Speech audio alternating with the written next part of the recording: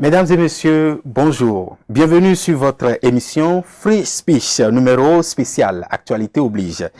Le monde entier s'est réveillé ce jeudi avec des images de guerre venues tout droit de l'Ukraine en Europe.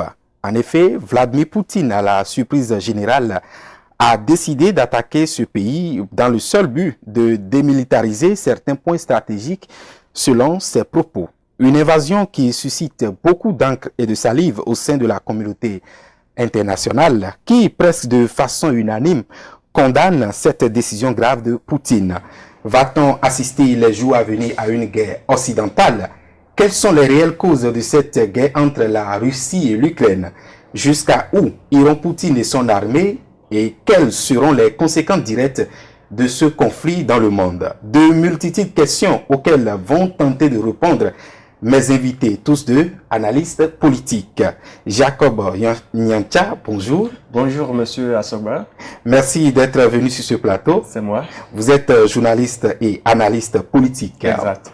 Mon second invité, Hamzat Abdoulaye, bonjour. Bonjour, monsieur le journaliste. Vous êtes consultant et analyste politique aussi. Merci d'avoir choisi de répondre à notre invitation. C'est moi qui vous remercie. Alors, monsieur Hamzat Abdoulaye, l'Ukraine s'écroule, vous le savez très bien, sous les bombardements russes depuis jeudi dernier. Monsieur Abdoulaye, comment en est-on arrivé à cette extrémité selon vous?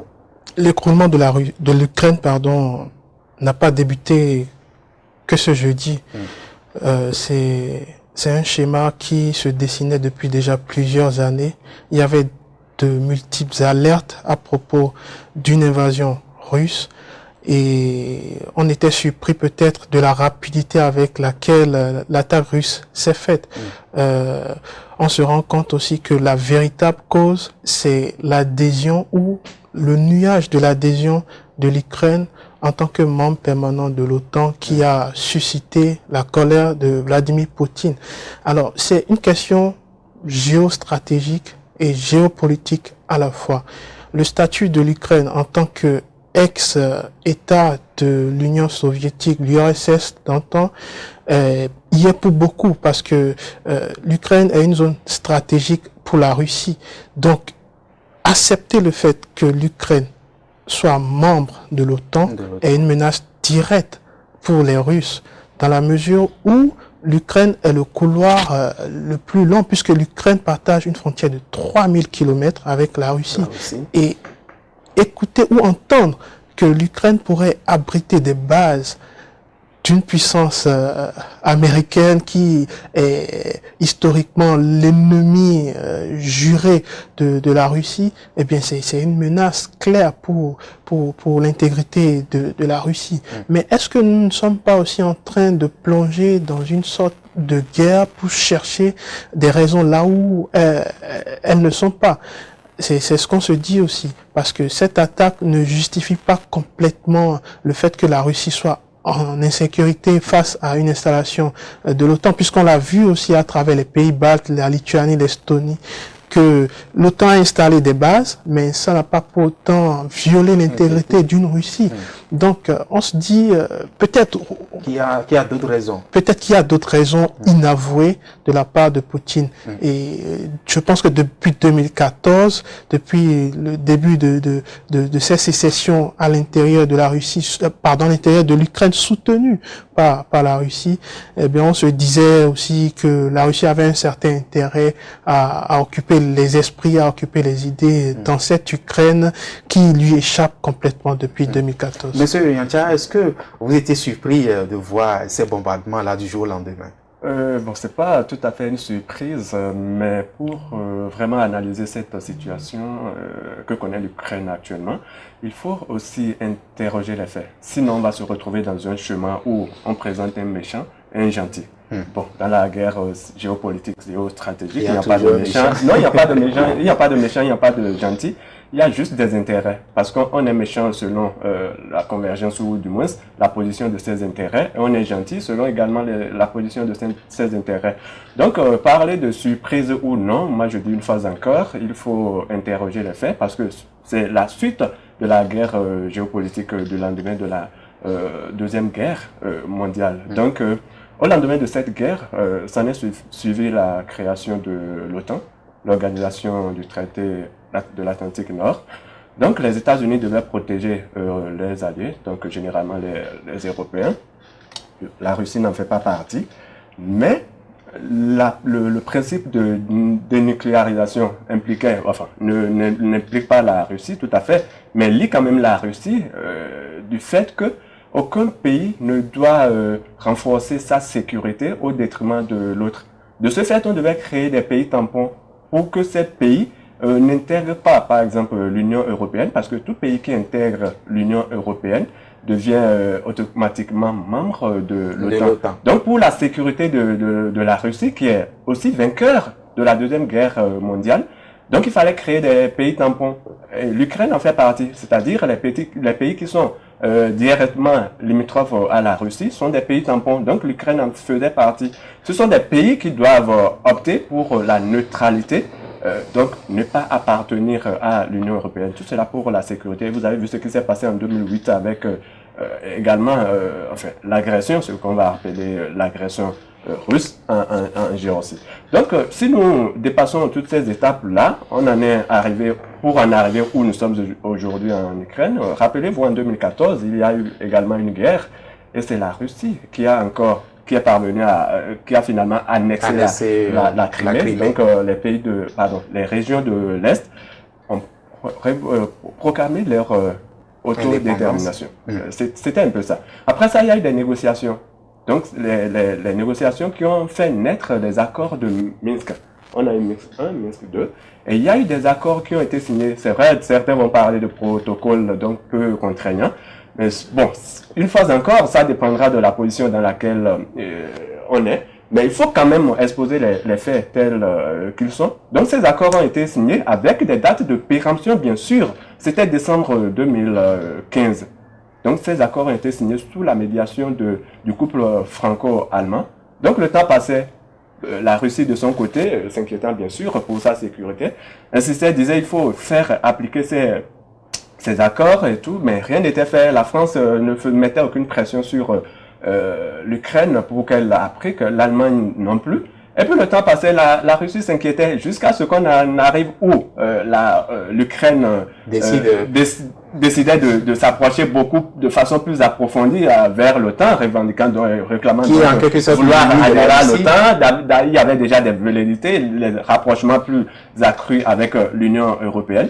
Donc, Poutine disait, si vous ne le faites pas, je vais agir parce que c'est ma sécurité. Poutine ne le fait pas parce qu'il est, méchant, et les autres ne disent pas, ne font pas ce qu'ils font aujourd'hui parce qu'ils sont gentils, non. Ce sont des accords, c'est une question de respect ou de non-respect des accords de Minsk surtout. Je ne vais pas repartir un peu plus loin au lendemain de la guerre, mais ce sont le non-respect des accords de Minsk qui nous ont conduits. Parce qu'il y a des principes, ou du moins s'il y a des points, des accords qui ont été, des points d'entente, excusez-moi, qui ont été pris ensemble de commun accord sous la médiation du couple franco-allemand, comme je le disais. Donc la fédéralisation de l'Ukraine, par exemple, la reconnaissance de l'autonomie de certaines régions et l'organisation des élections, par exemple, dans les régions qui revendiquent les élections locales, bien sûr, et aussi le retrait des forces armées étrangères, puisque tout cela, surtout les régions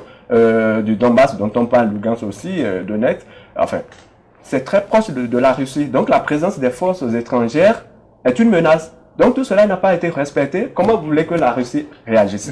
Donc une fois encore, je dirais que c'est pas une guerre du méchant et du gentil, mais voilà les faits qui ont conduit à la situation en quelque sorte. Monsieur Abdoulaye, est-ce qu'on peut parler de guerre par procuration entre la Russie et l'OTAN? Alors, de guerre par procuration, on peut le dire à partir du moment où l'Ukraine est un potentiel membre de l'OTAN, un potentiel. Oui. Et je pense que c'est surtout ça qui a ravivé les flammes. Alors, je ne vais pas dans le même sens que mon confrère déjà parce que l'Ukraine est une république libre et indépendante, souveraine. Et quand on parle d'une république souveraine, on est en phase de pouvoir faire des choix politiques, stratégiques qu'on veut. Enfin, que les autres le veuillent ou pas, je pense qu'à partir du moment où on est une démocratie, une souveraineté, on a le libre choix de choisir vers où pencher. L'exemple de la Deuxième Guerre mondiale nous a prouvé que basculer dans le giron soviétique, ex-soviétique aujourd'hui Russie, est dangereux parce que on sait que la puissance russe, c'est une puissance limite dictatoriale, surtout sous Poutine. Et alors, dans ce schéma, le président Zelensky est élu démocratiquement. Donc, s'il parle au nom du peuple russe et qu'il a la légitimité de pouvoir dire, écoutez, si j'adhère à l'OTAN, c'est dans l'intérêt de la nation. Donc, la Russie étant aussi un danger pour l'Ukraine, puisque l'Ukraine est une démocratie, contrairement à la Russie de Poutine, qui n'en est pas une. Donc, si l'Ukraine bascule... La Russie, on organise quand même les élections, et ça fait partie des principes de la démocratie, M. Abdoulaye. Bien sûr, mais quand vous parlez d'élections en Russie, je pense que vous êtes bien en train de faire une ironie très douce.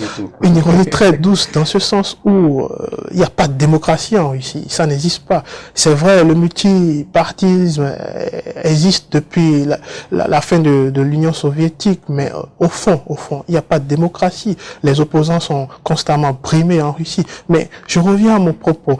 L'Ukraine s'est sentie à un moment aussi en danger. Donc, adhérer à l'OTAN ou à l'Union européenne, c'est une façon de se protéger. Quand ce qui arrive aujourd'hui, on le voit clairement, ce qui arrive aujourd'hui aurait pu arriver depuis longtemps.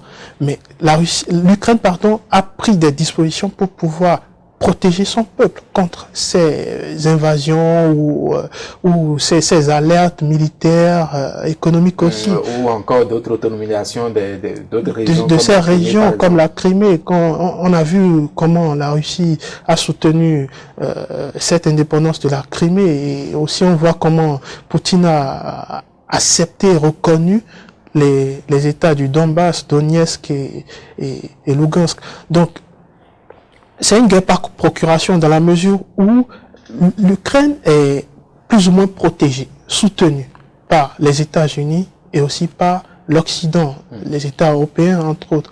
Mais techniquement, ils ne peuvent pas intervenir parce qu'il n'y a pas de traité signé entre l'Ukraine et l'OTAN pour l'instant. Donc, ils ne peuvent pas intervenir. Donc, c'est une guerre entre l'Ukraine et la Russie. Il faut le rappeler. Sauf que, à ce niveau, l'OTAN ne peut pas intervenir. Enfin, jusqu'à ce qu'on attaque, bien sûr, la Roumanie ou jusqu'à ce qu'on attaque la Moldavie ou les pays baltes qui sont des pays membres de l'Union européenne et de l'OTAN. Donc, on est un peu dans une sorte de guerre, comme le disait Rabelais, dans une guerre picrocolline, c'est-à-dire une guerre qui est déclenchée pour n'importe quoi. Il n'y a pas une véritable raison, puisque l'Ukraine n'a pas adhéré techniquement à l'OTAN. L'Ukraine, jusqu'au dernier moment de l'invasion russe, disait qu'il était prêt pour négocier, pour ne pas entrer dans ce traité. Mais ça n'a pas empêché Poutine d'attaquer l'Ukraine. Est-ce que vous ne voyez pas que depuis longtemps, Vladimir Poutine a quand même averti, il a eu de patience à un moment donné pour avertir que la limite, ou bien, enfin, les lignes rouges ne devraient pas être franchies. Et du moment où l'Ukraine a commencé par annoncer son intention d'adhérer à l'OTAN, est-ce que vous ne voyez pas que Vladimir Poutine a longtemps hésité avant de s'attaquer à l'Ukraine? Alors, je vais vous donner un exemple très simple, un exemple géographique et géopolitique à la fois. Le gouvernement fédéral ou l'État fédéral du Nigeria, qui se lève un matin et dit que le Bénin ne peut pas être libre de faire ses choix politiques et diplomatiques. J'imagine que le Bénin choisit un jour d'être sous le giron de la France. On l'est déjà, mais d'une façon plus poussée, en installant des bases militaires au Bénin. Et le Nigeria se dit, ça ne peut pas arriver, et en fonction de ça, le Nigeria annexe du jour au lendemain le Bénin en l'attaquant. C'est impensable, parce que libre et souverain, on a une constitution, et c'est pareil avec l'Ukraine. L'Ukraine a sa propre constitution, et en rien du tout. C'est pour ça que je dis en amont, l'attaque de Poutine n'est pas du tout légitime à partir du moment où l'Ukraine est une souveraineté. Cette attaque n'est pas du tout légitime, ne peut pas être justifiée. Aucune guerre n'est justifiable, en tout cas quand ça se fait comme ça de façon illégale, de façon complètement autoritaire. L'Ukraine n'est pas une propriété de Poutine, du tout pas. C'est vrai qu'historiquement, l'Ukraine a fait partie de l'URSS. Mais cette histoire est finie depuis 1991 avec les premiers accords de Minsk en Biélorussie. Et ces premiers accords reconnaissaient clairement la souveraineté de ces deux États, même si on peut aussi dire que d'une façon ou d'une autre, l'Ukraine était une zone tampon. L'Ukraine est avant tout une souveraineté. Et la souveraineté choisit qui peut défendre ses intérêts ou pas, qui peut protéger sa population ou pas. Et en l'occurrence aujourd'hui, c'est la Russie, qui est le danger pour l'Ukraine. Reste à savoir si on va s'en sortir, parce que pour moi, c'est une guerre absurde, déclenchée par Poutine, pour des intérêts purement liés à son égocentrisme, purement liés à sa capacité à vouloir s'accaparer de tout, politiquement, géostratégiququement aussi. On l'a vu avec la Biélorussie. Aujourd'hui, la Biélorussie aussi est pas le même cas, mais plus ou moins, puisque la Biélorussie est aujourd'hui occupée, c'est une façon de le dire, mais quand même, c'est militarisé par des Russes avec plus d'une trentaine de milliers d'hommes, alors que dans le même temps, on sait que dans la semaine qui va suivre, la Biélorussie va déclencher un référendum pour justement statuer sur l'avenir de la Constitution. Donc, quelque part, Poutine, avec sa mentalité du patriarche qui veut s'approprier un peu. Donc, toute la responsabilité incombe Poutine selon vous. Ah oui, clairement. Monsieur Yantia, est-ce que vous partagez les mêmes avis? Bon, je suis contre la violence sous toutes ses formes. Donc, comme guerre, tout le monde d'ailleurs. Voilà, la guerre qui s'observe actuellement en Ukraine m'intrigue parce que c'est des pertes en vies humaines. Oui, tout à fait. Et alors qu'on sait parle très déjà bien, de plus de 130 morts. Voilà, on sait très bien que les puissances avaient quand même la possibilité de dialoguer depuis, surtout en respectant, en ne violant pas certains accords, pour éviter tout ce que nous constatons malheureusement aujourd'hui. L'Ukraine, reprenant donc mon confrère, l'Ukraine c'est bien sûr un État souverain qui est libre de prendre des décisions qu'elle veut, de faire alliance avec qui elle veut. Mais n'oubliez pas que la géopolitique aussi, c'est le respect des principes. C'est vrai, les puissances, à un moment donné, quand même, les prisent.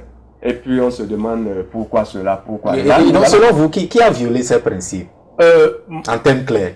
Est-ce l'OTAN ou l'Ukraine? En termes de principes, si nous devons dire que les principes ont été violés, nous repartons au lendemain de la guerre, par exemple. J'ai parlé des zones tampons ici, des pays tampons, après la création de l'OTAN. Donc, l'Ukraine fait partie de ces pays tampons qui doivent observer la neutralité. Tout à fait. Donc, ne pas adhérer à l'Union européenne par ricochet à l'OTAN. Et ne pas adhérer aussi à la Russie, peut-être. Bah, si elle veut, puisque c'est un pays frontalier à la Russie, elle peut, bref, dans ce cas, ça peut varier. C'est la géopolitique. C'est la géopolitique. Mais elle doit observer beaucoup plus de la neutralité. Parce que idéologiquement, géographiquement, elle est plus proche de la Russie. Mais idéologiquement, elle tend ce qui ne devait pas être le cas. C'est vrai qu'elle est libre quand même idéologiquement d'opter pour ce qu'elle veut, mais pas jusqu'à l'extension. Parce que le problème qui se pose ici, c'est bien l'extension. Et si nous devons parler du respect des principes, c'est que l'Ukraine, si elle devait respecter les principes, elle respecte ce principe de pays tampon et n'est pas adhérée. Elle peut commercer, elle peut faire des alliances aussi politiques, mais pas ce qui a été établi. Savez-vous, c'est les négociations du genre qui ont permis de désamorcer la crise des missiles à Cuba en 62. Parce qu'au lendemain de la guerre, les règles ont été établies. Tu viens pas dans ma périphérie pour me menacer. Tu viens pas, je l'ai dit ici, les États-Unis, vous le savez, tout comme moi d'ailleurs. Les États-Unis et la Russie sont les deux vainqueurs de la guerre. Et lorsque la Russie est partie installer ses missiles à Cuba, c'était aussi en réponse à certaines violations, parce que les États-Unis avaient aussi leurs missiles installés en Turquie, en Italie. Et donc, la Russie ayant constaté que c'était une sorte de violation des règles qui étaient établies, elle dit, mais pourquoi pas moi, puisque j'ai été sollicité, pourquoi ne pas aller installer aux portes de mon vis-à-vis? Voilà comment la Russie est allée installer les missiles à Cuba. Heureusement, à l'époque, quand même, les dirigeants ont pu s'asseoir et en parler jusqu'à ce qu'on parvienne au retrait de ces missiles. Aujourd'hui, je pense que, les intérêts sont allés au-delà de tout ça, parce que si vous allez au fond de cette guerre même qui se déroule, ça va au-delà des intérêts politiques. Il y a aussi des intérêts économiques, parce que business is business. Lorsque ça va vraiment capoter et que voilà, avec la salve de sanctions que nous avons, la Russie dit par exemple, je vais fermer mon robinet de gaz et autres. Surtout pour l'Allemagne. Surtout pour l'Allemagne et l'Europe en général, parce que l'énergie que utilise l'Europe en grande partie vient de la Russie. Si la Russie dit, bon ok, je vous ferme le robinet, en ce moment les Américains seront ceux qui vont livrer du gaz, par exemple, à l'Europe. Encore quel gaz? Le gaz de schiste. La Russie livre un gaz naturel. Là-bas, ça serait du gaz de schiste, mais encore plus coûteux que ce que la Russie livrait. Là, nous sommes entrés dans le business. Voilà. Donc, c'est une question de principe. Et parlant par exemple de business, est-ce que vous ne voyez pas que Zelensky est manipulé par les Européens? Est-ce qu'on peut parler de manipulation? de manipulation? Vous savez aussi que c'est un peu ça, la géopolitique, et vous allez voir partout toute cette puissance-là, qu'elle soit occidentale ou de l'autre bloc, chacun veut quand même avoir une influence, que ce soit sur le continent africain ou ailleurs, où quand même les forces ne sont pas, ne s'équivalent pas, pardon. Et l'exemple du Mali en est vraiment une illustration. La Russie veut aussi étendre son influence. Donc c'est un peu ça. Si nous regardons un peu le positionnement de Zelensky, on peut dire que bon, c'est un président quand même qui a été, c'est vrai, il a été élu démocratiquement, hein, mais sous un lobbying quand même occidental. Donc il a intérêt, et lorsqu'il est arrivé, voyez-vous, lorsqu'il est arrivé en fait, il prenait la réconciliation avec les minorités donc du Donbass et tout, les russophones là, mais au bout du chemin, on a vu un changement quand même extraordinaire. Ça a été un peu surprenant, en fait. Ça a été surprenant. Ce qui veut dire, je ne vais pas reprendre vos mots pour dire qu'il est manipulé, mais il a quand même un sens où il a quand même une attirance beaucoup plus occidentale que de l'autre côté. Ce qui ne plaît pas aux voisins plus puissants que lui. Monsieur Abdoulaye, c'est vrai qu'entre-temps, l'Ukraine a voulu annoncer son intention d'adhérer à l'OTAN, mais on a constaté que depuis que cette histoire a commencé, je veux parler de cette invasion russe, l'OTAN n'a pas, c'est vrai, de façon verbale, l'OTAN condamne, les pays européens, la France, les États-Unis et autres condamnent, mais aucune action militaire pour soutenir par exemple l'Ukraine. Au point où même le président, à un moment donné, a dit que l'Ukraine est devenue seule, orphelin en quelque sorte, face à cette guerre-là. Est-ce que vous ne pensez pas que l'OTAN a lâché finalement l'Ukraine? Alors, est-ce que l'OTAN a lâché l'Ukraine? Techniquement, non, dans la mesure où l'Ukraine n'a pas signé le traité. Enfin, n'a pas encore signé le traité. C'est vrai. Et on passe de signer quand même ce traité. Ah, mais attendez, si l'Ukraine signait ce traité, je crois qu'il y aura une guerre mondiale dans ce sens particulièrement, parce que si l'Ukraine signe le traité de l'OTAN, c'est que la Russie va s'estimer, je ne sais pas, lésée, attaquée, violée, je ne sais pas le terme exact, mais la Russie va se sentir en danger et va déclencher une guerre. Alors, déclencher une guerre contre un État de l'OTAN, eh bien, vous savez, ça a des répercussions. C'est déclencher une guerre contre l'OTAN même. Voilà. Or, l'OTAN, c'est qui? C'est les pays du Nord, de l'Alliance transatlantique du Nord. Donc, ça va être mondialisé, ce conflit. Donc, on n'en est pas là. On en est très, très loin. L'Ukraine reste toujours. L'Ukraine, elle est souveraine, elle est seule dans cette guerre pour l'instant. Est-ce que la nation ukrainienne peut se sentir trahie? Je dirais oui, je dirais non. Oui, dans le sens où je pense que derrière, même s'il a été manipulé en quelque sorte, c'est pas une manipulation parce qu'il est élu démocratiquement, et je le disais en amont, un État démocratique est en mesure de faire ses choix comme il le souhaite. Donc oui, il a continuer dans ce cheminement en se disant peut-être que derrière j'aurai du soutien. Donc ce soutien, en tout cas militaire, n'est jamais venu. Et il a même fait des appels pour tous les citoyens qui estiment que voilà l'Ukraine est en danger. Tous les citoyens de l'Europe peuvent venir combattre sur le territoire de l'Ukraine pour soutenir l'Ukraine. Donc oui, il s'est senti un peu trahi quelque part parce que il n'y a pas d'action militaire pour soutenir l'Ukraine aujourd'hui.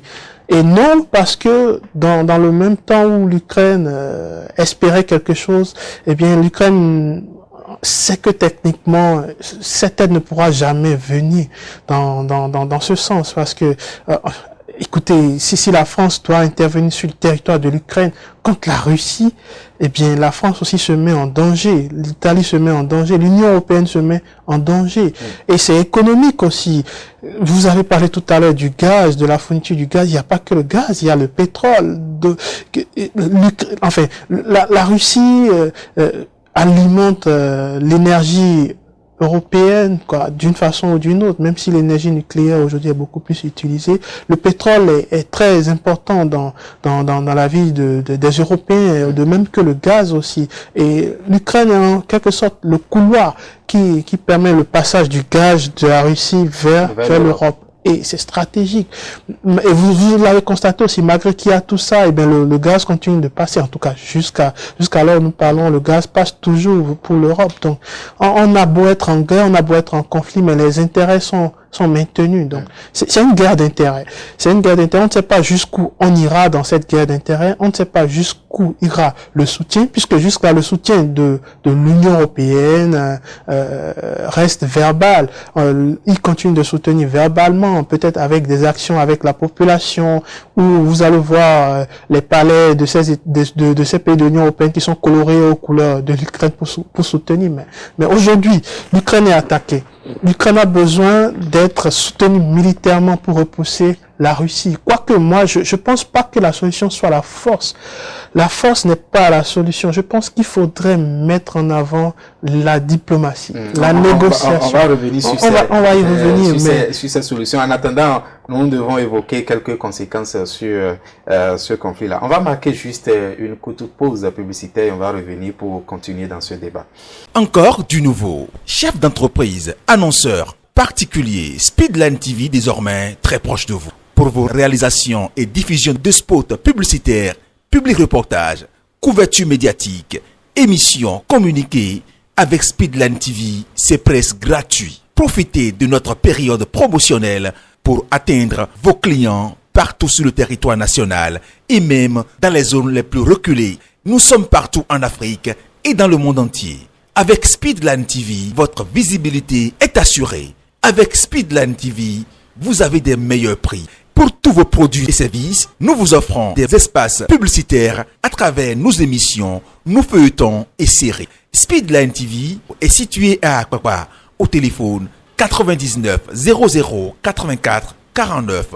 Speedline TV, votre télé.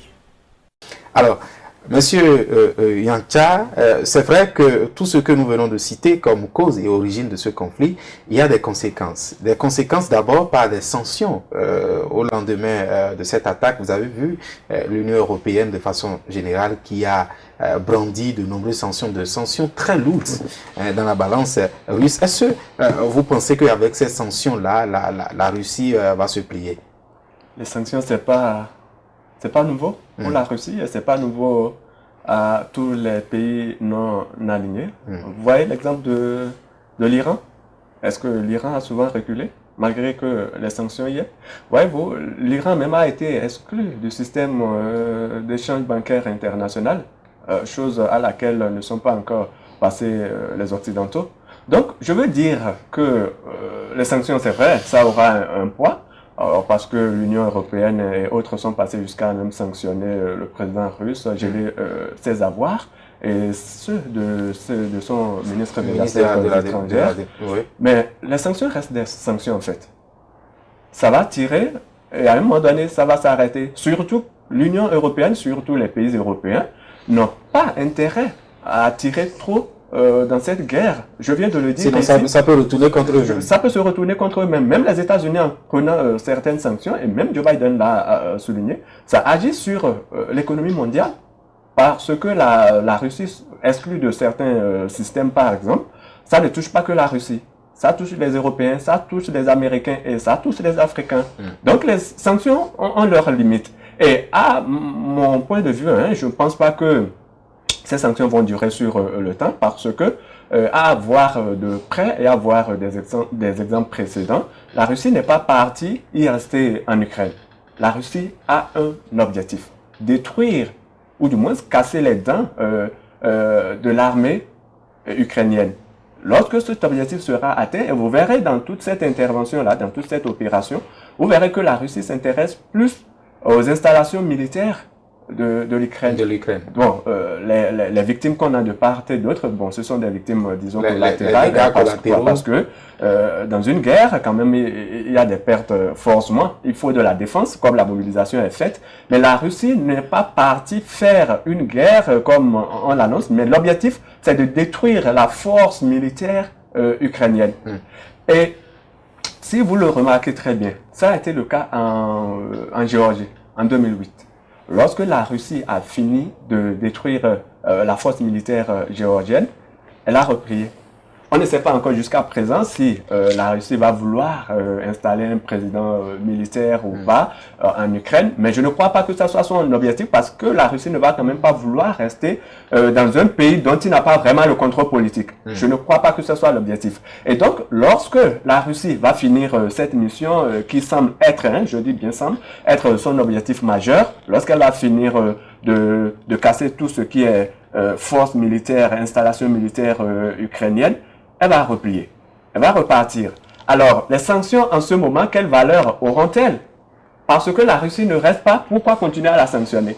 Je pense que, et d'ailleurs, les deux camps, voyez-vous, malgré que la guerre soit déjà enclenchée, il y a quand même des appels à la diplomatie et tous les camps sont presque d'accord. Vous avez vu, la Russie a dit, bon d'accord, si on nous appelle à la table, on y va. L'Ukraine aussi dit, bon voilà, le président ukrainien même a dit, après, maintenant, la neutralité, d'après les informations, en tout cas que j'ai reçues, les dernières informations, est prête à la neutralité. Et là, je fais en même temps un peu le parallèle avec ce que disait donc Hamzat, que la Russie était un État souverain et tout. Et cela rappelle une fois encore que malgré la souveraineté, il y a quand même des principes, il y a des accords établis au lendemain de la guerre que l'Ukraine elle-même reconnaît et qu'elle voulait essayer de faire une sorte d'entêtement.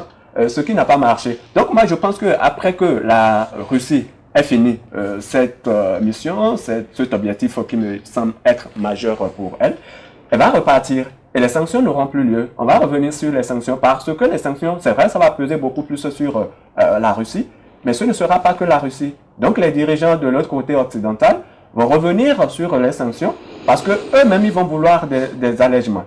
Et une fois encore, c'est pas pour la première fois on sanctionne la Russie pour différents actes. Non, il y a plusieurs fois de sanctions. Et je dis, tous les pays qui sont sanctionnés, c'est comme si, je donne l'exemple d'un père qui a l'habitude d'infliger un châtiment corporel à son enfant, ça devient une habitude. Et à un moment donné, même lorsqu'on veut le châtier ou bien il veut faire commettre une erreur, il dit, bon, enfin, on va me frapper de toutes les façons, je le ferai. C'est un peu ça, voyez-vous. Est-ce que les sanctions font reculer la Corée du Nord? Je pense que c'est non. Est-ce que les sanctions font reculer l'Iran? Je l'avais dit déjà, je pense que c'est non. La Russie en subit depuis des années, il y a bien d'autres pays qui l'ont subi, Cuba aussi. Lorsqu'on se met, on a entamé une mission, lorsqu'on a un objectif à atteindre, surtout pour une puissance comme la Russie, l'objectif, lorsqu'il n'est pas atteint, on ne recule pas. Et moi, dans le contexte actuel, surtout que je pense les Européens ne sont pas vraiment en position de force, les sanctions ne vont pas durer sur le temps. Monsieur Hamzat, est-ce que vous partagez les mêmes avis? La Russie doit-elle dormir sous son laurier malgré ces nombreuses sanctions données par l'Union européenne et surtout les États-Unis? Alors, c'est deux choses complètement différentes. D'une part, on a une guerre sur le terrain et d'autre part aussi, on a une autre guerre qui est plus ou moins diplomatique. Parce que quand on évoque les sanctions, c'est qu'on rend en quelque sorte les relations qui sont d'ailleurs rompues entre les États-Unis et la Russie. et on rend en quelque sorte aussi nos liens économiques. Or, nous avons depuis un moment la Terre ou la planète Terre tend vers une mondialisation et économiquement c'est beaucoup plus fluide, surtout avec le système bancaire SWIFT par exemple, qui permet en fait les transactions entre les États malgré qu'ils n'aient pas les mêmes devises, les mêmes monnaies, ça facilite les transactions. Et aujourd'hui, prendre des sanctions contre la Russie, c'est une façon de dire nous sommes contre votre politique expansionniste, votre politique de guerre contre l'Ukraine, contre un État souverain qui est censé être notre allié d'une façon ou d'une autre, qui est protégé par nous a priori. Et ces sanctions auront quel effet? C'est la question qu'il faut se poser sur la Russie. Alors, directement, là, tout de suite, ces sanctions, comme mon confrère le disait, n'auront pas un grand effet sur la Russie. Mais dans le long terme, on peut prévoir que ces sanctions économiques opérées par ces États occidentaux sur la Russie, dans le long terme, ça peut impacter directement sur la population. Et je pense que c'est peut-être l'effet escompté, c'est-à-dire atteindre la population russe pour faire en sorte qu'elle se soulève contre son dirigeant. Alors que c'est difficile aujourd'hui. C'est très difficile et ça ne date d'ailleurs pas d'aujourd'hui. La Russie est habituée aux sanctions, comme il le disait aussi tantôt. La Russie est habituée aux sanctions. Mais cette fois-ci, peut-être que la Russie ne s'y attendait pas aussi. Des sanctions aussi fortes, des sanctions aussi... Est-ce que tout n'a pas été calculé par Vladimir Poutine? Peut-être je pense qu'il a anticipé sur ces sanctions. Je pense que stratégiquement, il n'a pas anticipé ces sanctions. Comment? Dans ce sens. Parce que il était plus dans l'optique d'une blitzkrieg, c'est-à-dire une guerre éclair, la guerre rapide. On attaque, on prend rapidement et on se Moi, je pense que la Russie s'était certainement préparée parce que cette guerre a été annoncée. Les Occidentaux ont depuis longtemps alerté qu'il y aurait une attaque, une probable attaque de la Russie. Ça a duré au moins sur, disons, les négociations ont commencé depuis déjà la fin de l'année dernière. Hein. Il y a 4 mois déjà, les négociations ont repris. Et puis bon voilà, la Russie a vu que ça n'avançait pas, mais elle était bien consciente parce que les Européens avaient même annoncé qu'il y aurait des sanctions plus dures que jamais. Et on a même évoqué le système SWIFT par lequel on devait sanctionner même, parce que je pense que c'est la limite même des sanctions que les Occidentaux pouvaient prendre. Moi, je pense que la Russie s'était préparée. L'effet y aura. Alors, je ne suis pas contre. En fait, la Russie s'est peut-être préparée à cela, mais concrètement, la Russie était plus dans l'optique de faire une attaque peut-être rapide dans le but de contrôler l'Ukraine et puis de remettre les cartes sur table pour rediscuter. Mais là, ça fait plusieurs jours que ça dure.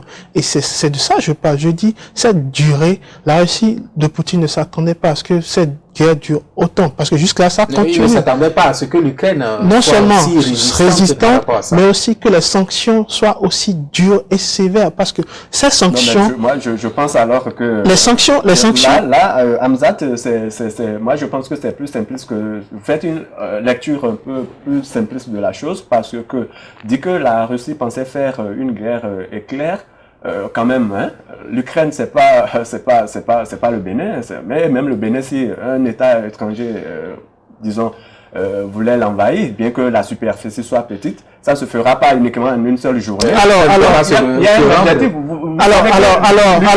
L'Ukraine quand même c'est la superficie de la France. Hein, je veux pas aller commencer par les États les régions. Je ne veux pas. Capitale, il fallait quand même au moins 4 à 5 jours. Attendez, je ne vais pas contre vos propos, mais pour finir ce sujet, je vais revenir sur l'histoire. Hitler, enfin pas Hitler, mais plutôt l'Allemagne d'Hitler, j'allais dire, a fait la même chose pour la Tchécoslovaquie d'alors.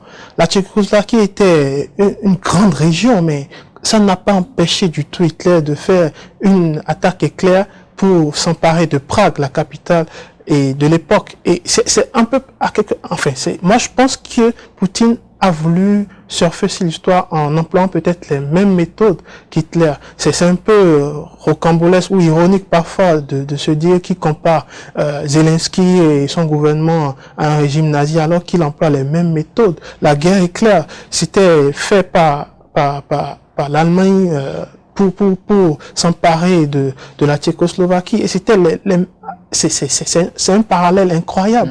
D'ailleurs, lorsque vous dites par exemple que la Russie n'a pas prévu aller jusqu'à cet extrême-là, n'a pas prévu peut-être être sanctionné de la sorte.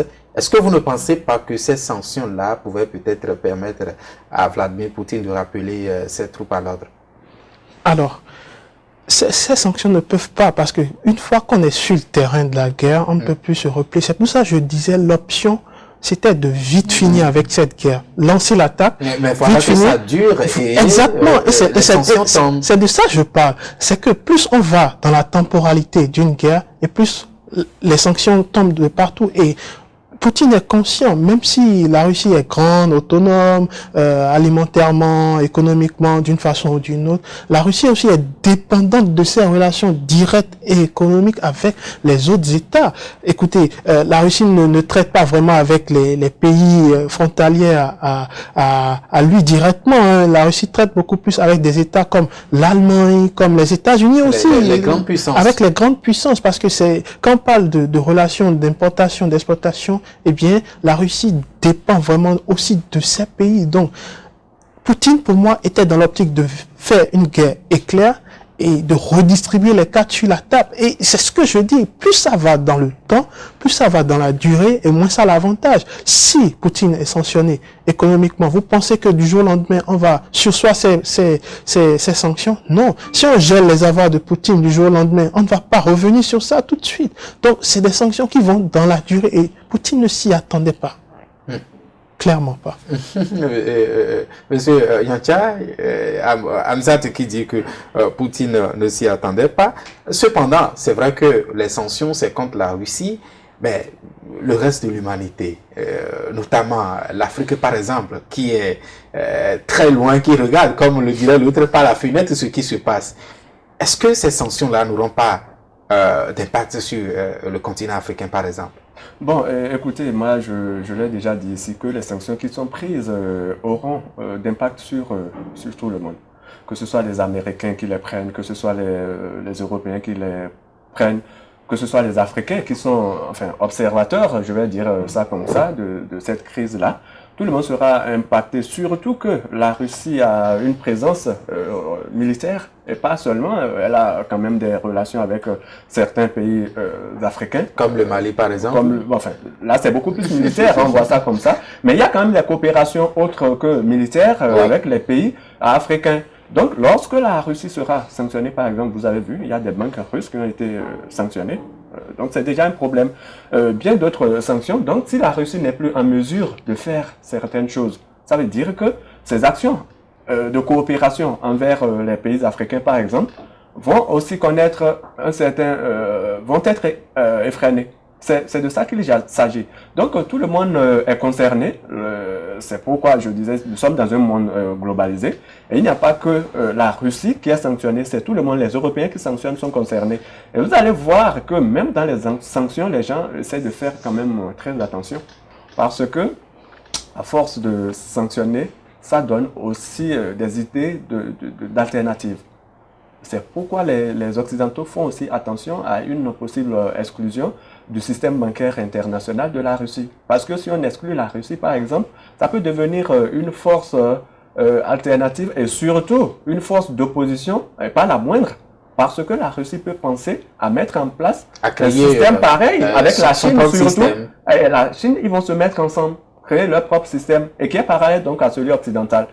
Voyez-vous, parce que là, nous tendons de plus en plus encore vers, je vais le dire, une bipolarisation, peut-être même multipolarisation du monde, pardon. Lorsque la Russie va faire un système parallèle, elle aura la Chine à son côté, elle aura sans doute l'Iran, et d'autres pays, la Corée du Nord peut-être, d'autres pays évidemment qui s'opposent au système occidental. Donc voilà pourquoi moi je pense que les sanctions, il faut d'abord, il y a de la modération, et ensuite, elles ne vont pas durer sur le temps parce qu'elles concernent, les effets seront pour tout le monde. Que ce soit en Afrique, que ce soit en Europe, que ce soit aux États-Unis, en Asie, ça va impacter tout le monde. Monsieur Abdoulaye, il y a un fait qu'on a constaté depuis le début de cette crise, c'est que lorsque vous lisez un peu les réseaux sociaux, notamment quelques activistes, beaucoup pensent beaucoup plus pour la Russie dans cette guerre. Pourquoi ce fait? Alors là, c'est plutôt surprenant aussi. Mais je comprends aussi ce genre d'attitude parce que nous sommes dans un monde où tout va tellement vite. On prend aujourd'hui Vladimir Poutine comme un héros. Exactement. En quelque sorte.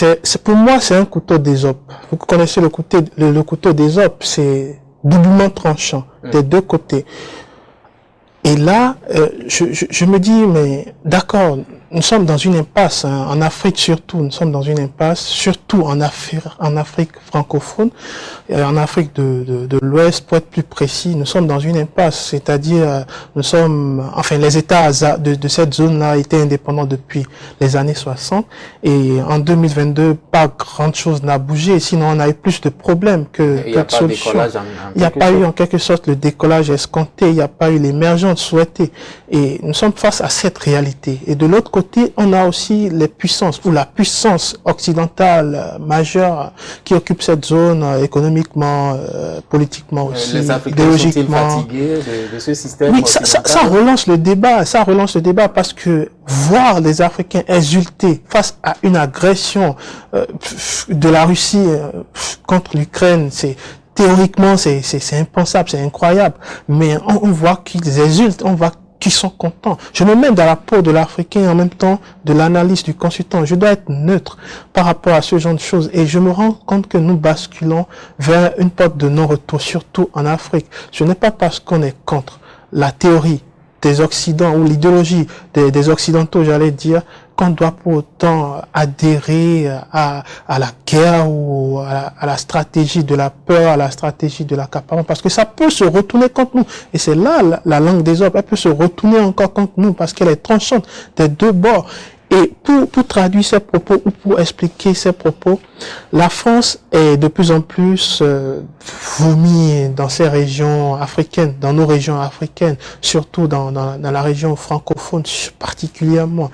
Et pour laisser la France, pour rompre définitivement avec la France, bien sûr, c'est un jeu de stratégie. Il faut choisir un allié qui est en même temps fort aussi, voire qui plus, est ennemi à l'autre système. Et qui est aussi ennemi à l'autre. Comme ça, on quitte un système pour un autre. Mais la question, c'est, est-ce que basculer d'un système à un autre, c'est la solution?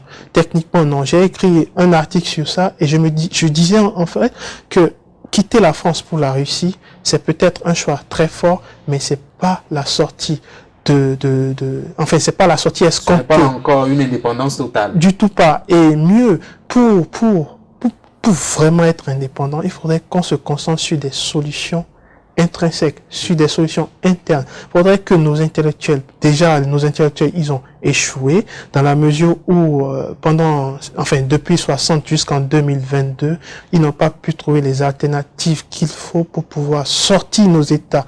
Donc, il faut repenser les choses. Nos intellectuels, ils ont échoué, donc il faut repenser les choses en prenant maintenant des solutions à l'interne, en misant plus sur nos propres valeurs, en misant plus sur les échanges inter-africains, inter-États africains, inter-peuples aussi africains. Et c'est de là qu'on pourrait peut-être se dire qu'ils se fassent peut-être leur guerre, mais nous, on se concentre sur notre développement. Prenez l'exemple de la Suisse qui a été neutre durant les deux guerres et vous voyez aujourd'hui leur niveau. Je ne justifie pas leur niveau par le fait qu'ils étaient neutres durant les guerres, mais je justifie en fait leur progrès par le fait qu'ils se soient concentrés sur eux-mêmes, sur leurs valeurs, sur leurs propres valeurs, et ils ont fait en sorte que leur culture, ils ont fait en sorte que leur richesse interne puisse être un facteur qui puisse attirer les gens. Comme la Chine aussi d'ailleurs. Un peu comme la Chine. La Chine, c'est encore plus compliqué, mais on peut prendre l'exemple de la Chine, surtout sur l'aspect économique, parce que prendre l'exemple politique, je pense que c'en est pas du tout un. Prendre l'exemple sur le système aussi, qui ressemble beaucoup plus au système communiste, soviétique, si vous voulez, c'est pas du tout le bon exemple. Martyriser son peuple, brimer l'opposition, enfermer, empêcher les gens de s'exprimer religieusement comme ils le souhaitent, limiter la liberté d'opinion et de presse, c'est pas le bon exemple. Par contre, on peut prendre l'exemple économique de la Chine, qui s'est recentrée sur elle-même, qui a prôné une politique alimentaire à l'interne, et aujourd'hui on voit les résultats, c'est payant. Alors oui, les États africains doivent repenser leurs choses, repenser leur façon de faire la diplomatie et se dire tout le temps doit être sous le giron de la France, de la Russie avant de s'en sortir. C'est pas du tout l'issue favorable. Alors revenons sur ces sanctions-là. Est-ce que l'Afrique sera-t-elle directement touchée par ces différentes sanctions à l'encontre de la Russie? Alors, c'est deux choses à la fois. Déjà, on a les sanctions et on a aussi la guerre. La guerre aura un impact sur l'Afrique. Comment? D'une façon, enfin dans le long terme, la guerre aura un impact sur l'Afrique dans la mesure où, quand la Russie est en guerre contre l'Ukraine, plus ça dure, plus la Russie va imposer à ses alliés potentiels en Afrique de prendre position.